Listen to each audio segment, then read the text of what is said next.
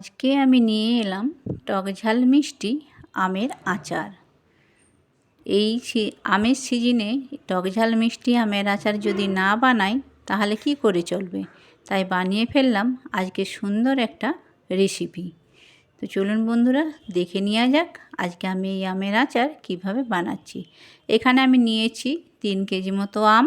দেখতেই পাচ্ছেন আমার আমগুলো কিন্তু বেশ বড় বড়। আর আমটা কিন্তু সবসময় আমাদের দেখে নিতে হবে যাতে টাটকা থাকে, এবং টিপে দেখে নিতে হবে যাতে না আমগুলো নরম থাকে। নরম থাকলে কিন্তু এইভাবে আমের আচার ঠিকমতো হবে না। পারফেক্ট আম আমাদেরকে কী করে আমের আচার করব সেই আমগুলো বেছে নেওয়ার জন্য সব সময় আঙুল দিয়ে টিপে দেখে নিতে হবে। তো দেখুন আমি আমগুলো এখন ছাড়িয়ে নিচ্ছে, আর আমগুলো ছাড়াচ্ছি কিন্তু আমার ছেলে। আমি এইভাবে একদম পারি না, তো সেই জন্য আমার ছেলেই কিন্তু এইটা দিয়ে আমগুলো ছাড়িয়ে নিচ্ছে। এখন আমগুলো ছাড়ানো হয়ে গেছে, আরও বাকি যেগুলো আছে সবগুলোই ছাড়িয়ে নিচ্ছে। আর আমগুলো কিন্তু বেশ টক আছে, একটুখানি মুখে দিয়ে দেখেছি। তো আমি এখন এই আমগুলো প্রত্যেকটা আমকে 3 থেকে 4 ফালি করে কেটে নেব। এই আমেতে একটু আঁটিটা কম হয়েছে, তো তার মধ্যেও কিন্তু হয়েছে, কোনো সমস্যা একটা হবে না। আমগুলো কাটার সময় আমাদের নজর রাখতে হবে প্রত্যেকটি আমেই যেন আমের যে মাঝের অংশটা আর যে শক্ত অংশটা সেটা কিন্তু থাকলে পরে তবেই আমের আচারটা দেখতে সুন্দর হবে এবং খেতেও কিন্তু সুন্দর লাগবে। তো যাই হোক, আমগুলো আমি এখন কেটে ধুয়ে নিয়ে চলে এসেছি। আর আমি এই আমগুলো এখন নুন হলুদ মাখিয়ে নেব। তো নুন হলুদ মাখিয়ে আপনারা চাইলে রোদে 2 থেকে 3 ঘন্টা রোদে দিয়ে রাখতে পারেন। তো আমার রোদ ছিল না, আমি এটা রাত্রেবেলায় করছিলাম, সেই জন্য এটাকে নুন হলুদ মাখিয়ে পাখার তলায় আমি 2 থেকে 3 ঘন্টা মিলে রেখে দিয়েছিলাম। আপনারা চাইলে রোদেও দিতে পারেন, আবার বাড়িতে যেহেতু গরমের দিন পাখার তলাতেও কিন্তু এটা রেখে দেওয়া যায়। তো আমি ভালো করে নুন হলুদটা মাখিয়ে নিলাম পুরো আমগুলোর মধ্যে। এখন আমি এটা পাখার তলায় রেখে দেব। 2 থেকে 3 ঘন্টা রাখলেই আমার নুন মাখানোর জন্য আম থেকে যে জলটা বেরিয়ে আসবে সেই জলটা কিন্তু পাখার বাতাসেই শুকিয়ে যাবে। তার জন্য আমার যখন কড়াতে দেব তখন কিন্তু আর আম থেকে জলটা বেরোবে না। তো চলুন বন্ধুরা, এটা আমি এখন রেখে দেওয়ার পরে এদিকে বসিয়ে দিলাম ফ্রাই প্যানেতে। চলুন এবার মশলাটা বানিয়ে নিই। মশলা বানাবার জন্য আমি এখানে নিচ্ছি 5 থেকে 6টা লঙ্কা। আপনারা যেইভাবে যেমন ঝাল যারা খেতে পারবেন সেইভাবেই লঙ্কাটা ইউজ করবেন। আমি এখানে 5-6টা লঙ্কা নিয়েছি, আর লঙ্কাগুলো একটু হালকা করে ভেজে নিতে হবে। তারপরে বাকি মশলাগুলো একে একে দেব। তো কী দেবো সেটাও আপনাদের সাথে শেয়ার করছি। এখানে দিয়েছি আমি গোটা ধনে। আর ধনে যদি আপনাদের না থাকে তো সেক্ষেত্রে আপনারা নাও দিতে পারেন, কিন্তু ধনেটা দিলে পরে ভালো হয়। তো আমি লঙ্কাটা একটু ভাজার পরে দেখতে পেলাম ধনে দিয়ে দিলাম। আর লঙ্কাটার আগে যদি এগুলো দিয়ে দিই সেক্ষেত্রে কিন্তু লঙ্কাটা আমাদের ভাজতে অসুবিধা হবে। সাথে দিয়ে দিলাম 3 থেকে 4 চামচ মৌরি। সব কিছু মশলাই দেখতে পাচ্ছেন একটা একটা করে এখানে দিয়ে আমি হালকা হালকা করে ভেজে নিচ্ছি। আর এগুলো ভাজার সময় আমাদের মাথায় রাখতে হবে গ্যাসটা কিন্তু সিম করেই রাখতে হবে। এরপর এখানে দিয়ে দেবো জিরে, আর জিরে দিয়েও আবারও আমি এটা ভেজে নেব। হ্যাঁ, আপনারা চাইলে এখানে 4টে এলাচ ইউজ করতে পারেন। আমি এলাচটা বের করে রেখেছিলাম কিন্তু আমার দিতে ভুলে গেছি, মিসিং হয়ে গেছে।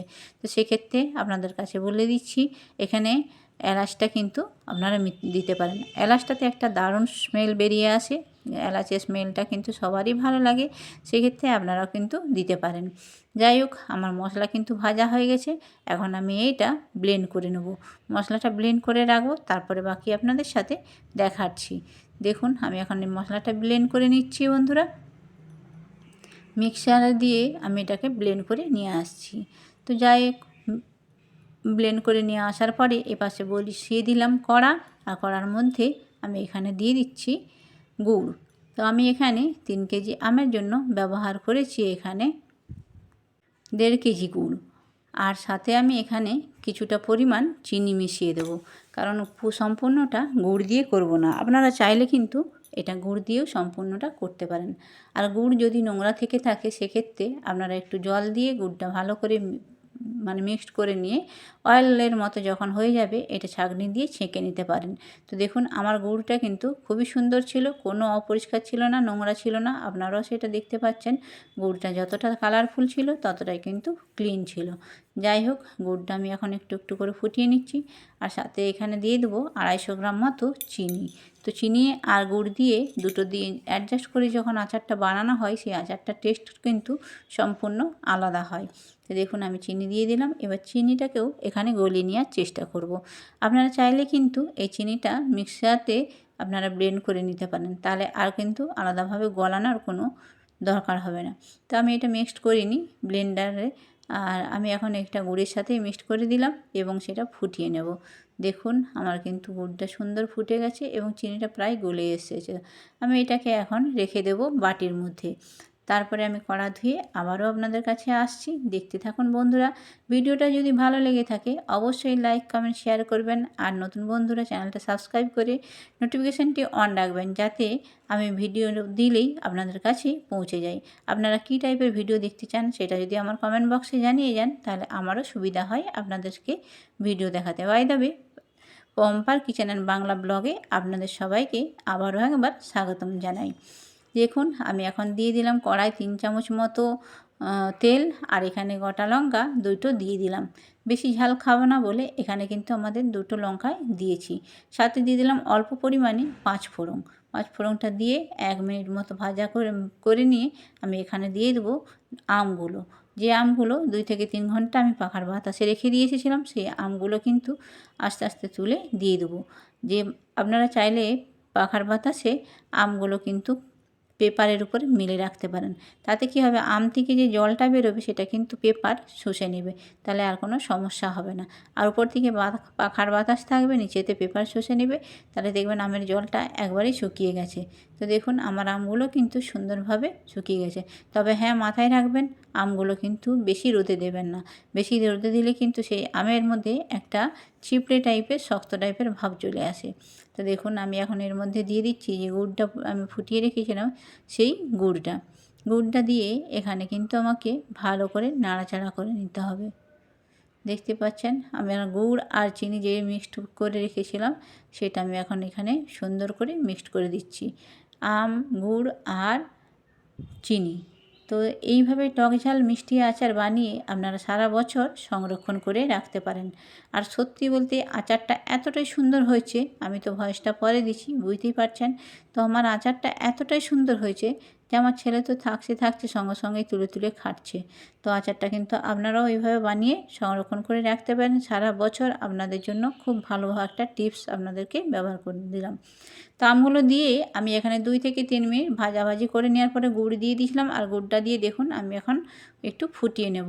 একটু মানে যতক্ষণ পর্যন্ত ফুটাবো, যতক্ষণ না আমের চিটচিটার ভাবটা, মানে গুড়ের যে চিটচিটা ভাবটা সেটা আসছে।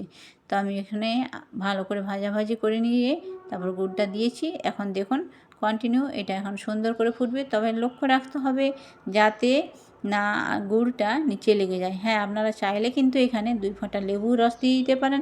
লেবু যদি বাড়িতে না থেকে থাকে সেখানে কিন্তু ভিনিগারও ইউজ করতে পারেন। আর আমার কাছে ছিল না, লেবু যেটা ছিল সেটা হচ্ছে নষ্ট হয়ে গেছিলো, সেক্ষেত্রে আমি ভিনিগার ইউজ করিনি বা লেবুও ইউজ করিনি। তার মধ্যেও কিন্তু খুবই সুন্দর একটা স্মেলও বেরিয়েছে, আর জিনিসটাও কিন্তু খেতে অসাধারণ। দেখতেই পাচ্ছ তোমরা কালারটা কতটা সুন্দর হয়েছে। আর এখন দেখো গুড় আমটা ফুটছে, কড়াতে কিন্তু লেগেও যাচ্ছে না। তবে হ্যাঁ, এই ক্ষেত্রে যদি আমরা এটা ইউজ করতাম মানে লেবু বা ভিনিগার, তো সেক্ষেত্রে কিন্তু কড়াই গুড়টা লেগে যাওয়ার চান্সটা একদমই থাকতো না। তো দেখুন আমি আস্তে আস্তে করে নাড়াচাড়া করে নিচ্ছি, আর কতটা কালারফুল হয়েছে দেখুন। এখানে আপনাদের স্বাদ মতো একটুখানি লবণ মিশিয়ে দেবেন। আমি কিন্তু এটা লবণ মিশিয়ে দিচ্ছি। আর আমার আমগুলোও কিন্তু একটু গলে গলে গেছে, কতটা সুন্দর দেখতে লাগছে দেখুন, খুবই সুন্দর লাগছে। আপনারা চাইলে একবার এইভাবে আমের আচার বানিয়ে দেখতে পারেন। আর এখন যে মশলাটা আমি ভেজে রেখেছিলাম, সেই মশলাটা এখানে ইউজ করে ফেললাম। তো মশলাটা দেওয়ার পরে আপনারা গ্যাসটা বন্ধ করে দেবেন, তাতে কোনো আর সমস্যা হবে না। আর গ্যাসে বন্ধ করে দিয়ে ভালো করে মশলাটা একদম নাড়াচাড়া করে পুরো আচারের মধ্যে লাগিয়ে দিতে হবে। তাতে কি হবে, গন্ধটাও খুব সুন্দর আসবে, আর খেতেও কিন্তু অসাধারণ লাগবে। দেখুন আমার আচার কিন্তু একদম সম্পূর্ণভাবে রেডি। তো আমার ছেলে বলছে আরও 3 কেজি তো করে নিতে হবে। আমি বললাম আমার ছোটো কড়া, এখানেতে আর 3 কেজি মতো ধরবে না। চলুন আজকের মতো সুন্দর একটা আচার বেনে গেছে, আপনারাও কিন্তু এইভাবে আচারটা বানিয়ে দেবেন। একদম পরিবেশন করার জন্য পুরোপুরি রেডি। তো আমি এখন এই আচারটা জারে বা বাটিতে তুলে রাখার চেষ্টা করছি। তো এখন জারে তুলছি না, যেহেতু একটু গরম আছে সেহেতু আমি এখানে বাটির মধ্যে তুলে রাখছি। বাটির মধ্যে দিয়ে তুলে রাখার পরে এটা দিন সাথে ভালো করে রোদ খাইয়ে দিলে তারপরে দেখবেন এই আমের আচার কিছুতেই নষ্ট হবে না। দেখুন আমার আচারটা কিন্তু কতটা সুন্দর হয়েছে। আর বন্ধুরা, ভিডিওটা যদি ভালো লেগে থাকে অবশ্যই কিন্তু জানাবেন কমেন্টের মাধ্যমে। আর আপনারাও একবার এইভাবে ভিডিও বানিয়ে দেখুন, মানে এইভাবেই আমের আচারটা করে দেখুন। আশা করছি আপনাদেরও খুব ভালো হবে। আমার আচারটা দেখতেই পাচ্ছেন কতটা সুন্দর হয়েছে, একদম গায়ে গায়ে মানে পুরো মাখো মাখো হয়েছে। জামগুলো ছিবড়ে হয়ে গেছে বা কোনোরকম কিছু নষ্ট হয়ে গেছে গুড়টা, সেটাও কিন্তু নয়, সত্যি খুব সুন্দর হয়েছে। দেখুন, তো বন্ধুরা আজকের ভিডিও এখানে শেষ করলাম। সকলে ভালো থাকবেন, সুস্থ থাকবেন, টাটা।